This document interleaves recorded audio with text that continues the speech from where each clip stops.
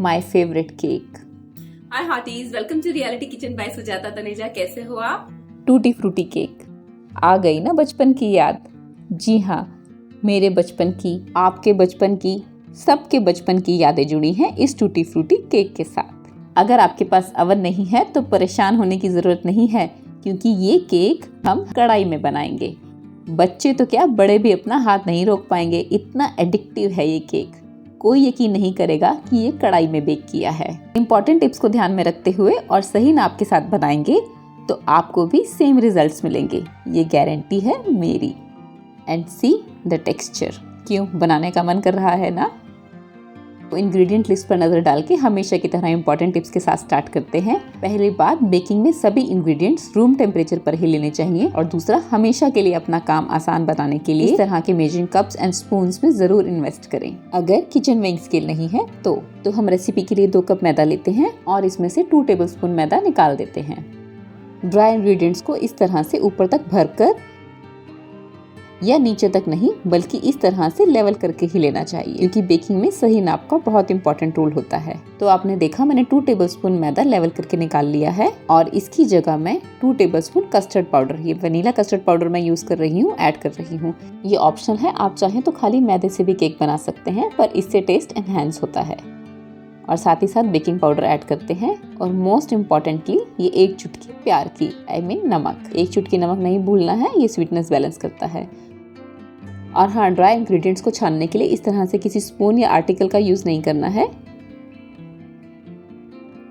इन्हें छानने के लिए इस तरह से हाथ से टैप करते हुए छानना है। ये मैदा मेरा पहले एक बार छना हुआ था और यहाँ मैंने दूसरी बार छान लिया है। एक बार छानना तो जरूरी है ही, इससे ड्राई इंग्रेडिएंट्स लम्प्स फ्री और स्मूथ तो हो ही जाते हैं, साथ ही साथ कोई स्मॉल नॉन एडिबल पार्टिकल्स होते हैं तो वो भी निकल जाते हैं। वैसे भी 2 बार छानना तो मैं एग फ्री बेकिंग में ज्यादातर रिकमेंड करती हूँ। इस रेसिपी में 1 बार भी चलेगा।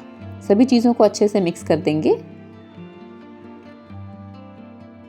और छने हुए ड्राई इंग्रेडिएंट्स में से 1 टेबलस्पून ड्राई इंग्रेडिएंट लेकर इस तरह से टूटी फ्रूटी में मिक्स कर देंगे। टूटी फ्रूटी फ्लावर में अच्छे से कोट हो जानी चाहिए। अगर हम टूटी फ्रूटी को फ्लावर में कोट नहीं करेंगे ना तो इस तरह से केक में नीचे बैठ जाएगी। ये मेरी डॉटर ने बनाया था, उसको ये चीज़ पता नहीं थी। और इस केक को बनाने के लिए मैं होममेड टूटी फ्रूटी का यूज़ कर रही हूँ। इसकी रेसिपी का लिंक मैंने डिस्क्रिप्शन बॉक्स में दे दिया है, आपको ज़रूर पसंद आएगी। अब हम एक मिक्सिंग बोल में बटर लेते हैं। एकदम सॉफ्ट है क्योंकि ये रूम टेम्परेचर पे रखा हुआ था। और साथ में पाउडर शुगर ऐड करते हैं। बीटर से बीट करते हुए शुगर बाद में यहाँ वहाँ उड़ेगी और मैस क्रिएट होगा, तो पहले मैं स्पैचुला से अच्छे से मिक्स कर देती हूँ। वैसे इसे हैंड विस्कर से भी विस्क कर सकते हैं, लेकिन उसमें बहुत टाइम लगता है और मैं बहुत आलसी हूँ इन चीज़ों में, तो मैं तो इलेक्ट्रिक बीटर ही यूज़ करूँगी। पहले लो स्पीड पर, फिर स्पीड धीरे धीरे बढ़ाते जाएंगे। ज़्यादा बीट नहीं करना है, बस 2 मिनट के लिए। पहले 30 सेकेंड्स के लिए स्पीड लो रखेंगे, फिर 1 मिनट के लिए मीडियम और फिर 30 सेकेंड्स के लिए लो, क्योंकि इसके बाद हम रेसिपी में 1 बाय 1 एग ऐड करेंगे ना, तब भी हम बीट करेंगे। ओह, एग्स का नाम सुन के परेशान ना हो। अगर आपको ये केक एगलेस चाहिए तो उसकी रेसिपी का लिंक भी मैंने नीचे डिस्क्रिप्शन बॉक्स में दे दिया है। सो ये वाला तो मैं एग वाला बना रही हूँ। तो एक बार स्पैचुला से साइड स्क्रैप करके मैंने बटर एंड शुगर को लाइट एंड फ्लफी होने तक बीट कर लिया है। यह हमें ओवर बीट नहीं करना है। अब इस स्टेज पर हम इसमें एग्स ऐड करेंगे, एक एक करके। पूरा अंडा यॉल के साथ ही डाल रही हूँ। लो टू मीडियम स्पीड पर 30 सेकेंड्स के लिए बीट करेंगे, जब तक कि एग इसमें अच्छे से मिक्स ना हो जाए। और अब दूसरा एग ऐड करेंगे। इस रेसिपी के लिए मैंने मीडियम साइज के 4 एग्स यूज़ किए हैं और इसे भी 30 सेकेंड्स के लिए लो से मीडियम स्पीड पर बीट करेंगे। बेसिकली हमें 30 सेकेंड्स के टाइम को ध्यान में नहीं रखना है, हमें क्या ध्यान रखना है कि अंडा इसमें अच्छे से मिक्स हो जाए, बस। और अब मैंने ये 3rd एग ऐड किया है, इसे भी 30 सेकेंड्स के लिए लो से मीडियम स्पीड पर बीट करेंगे। हो सकता है एग 20 सेकेंड्स में ही अच्छे से मिक्स हो जाए। काफ़ी सारी चीज़ें टेम्परेचर पर भी डिपेंड करती हैं। बिल्कुल टेंशन लेने की ज़रूरत नहीं है, बहुत ही इजी इंटरेस्टिंग रेसिपी है, बच्चे भी इसे बना सकते हैं। बातों ही बातों में मैंने 4th एग भी ऐड कर दिया है और इसे भी ऐसे ही बीट कर रही हूँ। और अगर आपको इसी केक का एगलेस वर्जन चाहिए तो डिस्क्रिप्शन बॉक्स में मैंने लिंक दे ही दिया है। और अगर आप मेरे चैनल पर नए हैं और मुझे सब्सक्राइब नहीं किया है तो जल्दी से कर लें। और अब बारी आती है एसेंस की। एसेंस डेयरी प्रोडक्ट्स और अंडों की स्टिंकी स्मेल को कवर करता है, तो हमें एसेंस ज़रूर डालना चाहिए अपने सब केक्स में। और अब मैं ये 1 pinch orange food colour add कर रही हूँ। वैसे तो ये कम्प्लीटली ऑप्शनल है, लेकिन कलर डालने से केक ऐसे लगेगा जैसे हम मार्केट से खरीद कर लाए हैं। और बस लो स्पीड पर 15 सेकेंड्स के लिए एक बार थोड़ा सा और बीट कर लेती हूँ and we are good to go. और हाँ, बेकिंग में सिलिकॉन स्पैचुला यूज़ करने से काम बहुत आसान हो जाता है और मेस भी क्रिएट नहीं होता है। तो सिलिकॉन स्पैचुला से साइड स्क्रैप कर लेते हैं और ये हमारे लिक्विड इंग्रेडिएंट्स तैयार हैं।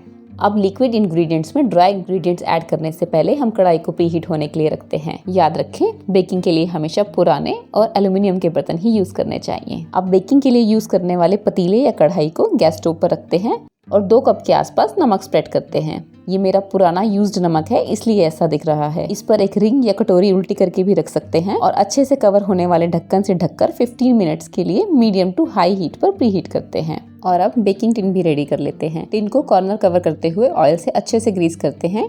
आप इस टिन की जगह घर में अवेलेबल कोई भी बर्तन ले सकते हैं, एल्युमिनियम का हो तो अच्छा है। और अब 1 टेबलस्पून जितना मैदा छिड़क कर टिन को घुमा घुमा के चारों साइड से मैदा कोट करते हैं। ऑयल के ऊपर ये मैदे की कोटिंग बेकिंग टिन पर नॉनस्टिक लेयर की तरह काम करेगी। अगर पार्चमेंट पेपर यूज कर रहे हैं तो ये स्टेप स्किप कर देंगे। टैप करके एक्स्ट्रा फ्लावर डस्ट कर देते हैं। बेकिंग टिन रेडी है। कढ़ाई, पतीला या ओटीजी जिसमें भी आप बेक कर रहे हैं उसे प्री हीटिंग पे लगाने के बाद ही हमें वेट इंग्रेडिएंट्स में ड्राई इंग्रेडिएंट्स को ऐड करना होता है। वेट इंग्रेडिएंट्स में ड्राई इंग्रेडिएंट्स सारे एक साथ ऐड नहीं करने होते हैं, बैचेस में ऐड करने हैं। और फिर इस तरह से हल्के हाथों से कट एंड फोल्ड मेथड से इन्हें मिक्स करना होता है। अगर हम सारे ड्राई इंग्रेडिएंट्स वेट इंग्रेडिएंट्स में एक साथ ही डाल देंगे तो इसमें फ्लावर पॉकेट्स बन जाएंगे और एंड रिजल्ट्स को बिल्कुल खराब कर देंगी। लेकिन फिर भी अगर आप बिगनर हैं और फ्लावर पॉकेट्स बन रही हैं तो आप स्पैचुला से प्रेस करते हुए निकाल दें। और जैसे कि आप देख रहे हैं, बहुत ही हल्के हाथों से स्पैचुला की हेल्प से फोल्ड कर रही हूँ।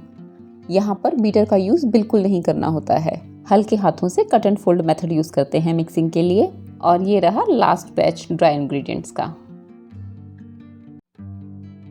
ये कट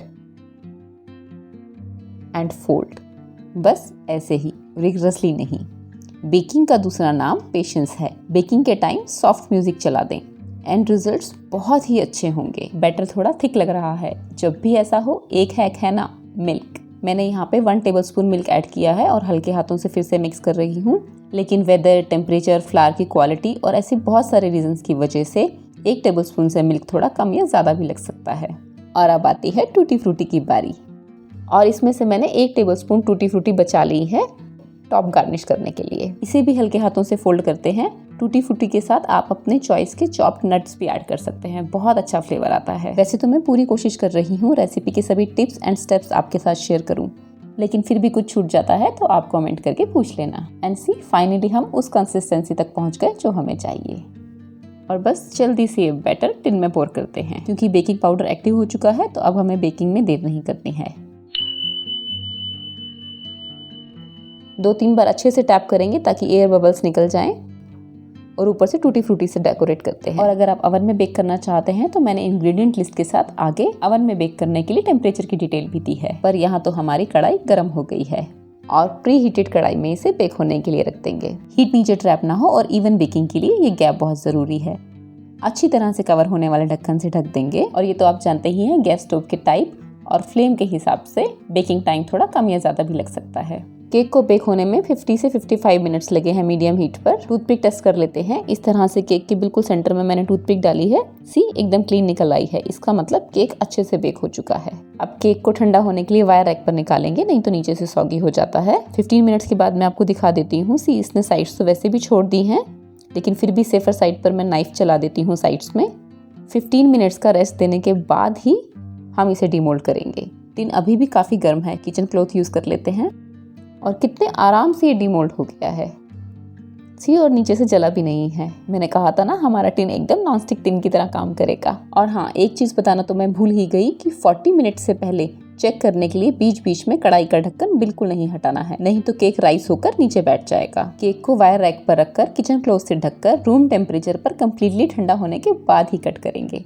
ऐसा करने से केक क्रम कम निकलता है। तो 3-4 घंटे हो गए हैं, कम्प्लीटली ठंडा हो गया है। और अब इसे वायर रैक से हटाकर कट कर लेते हैं। सी, लग रहा है ना बिल्कुल अभी अभी बेकरी से आया है। कम्प्लीटली ठंडा हो चुका है, इसीलिए क्रम भी बहुत कम निकल रहा है। बस ये छोटी छोटी टिप्स होती हैं जो हमारी रेसिपी को परफेक्ट बनाती हैं।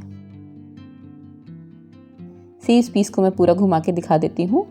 कॉर्नर्स देखिए एकदम परफेक्ट ब्राउन है। एंड सी द टेक्सचर, और खाने में एकदम यम्मी स्पॉन्जी, बहुत ही एडिक्टिव है ये। हालांकि मैं मीठा थोड़ा कम पसंद करती हूँ, but this is one of my favourite cakes. मैं कोशिश करती हूँ आपको बहुत आसान रेसिपीज़ दूँ। ऐसी ही मेरी कुछ आसान रेसिपीज़ हैं। रेडी रेफरेंस के लिए इनका लिंक मैंने डिस्क्रिप्शन बॉक्स में दिया है, आपको ज़रूर पसंद आएंगी। और अगर आपने मुझे अभी तक सब्सक्राइब नहीं किया है तो सब्सक्राइब कर लो। और अगर आपको मेरी रेसिपीज़ अच्छी लगती हैं तो अपने फ्रेंड्स एंड फैमिली के साथ शेयर करना बिल्कुल नहीं भूलना। और मैंने मेरे Facebook page and Insta handle का लिंक डिस्क्रिप्शन बॉक्स में शेयर किया है, चेक ज़रूर करना। मेरी ऐसी he tried and tested recipes के लिए मेरे साथ बने रहें, मेरे चैनल को सब्सक्राइब करें और बेल आइकन प्रेस करना ना भूलें। आप और आपकी फैमिली सुरक्षित रहें। अगली रेसिपीज के साथ जल्द ही मिलती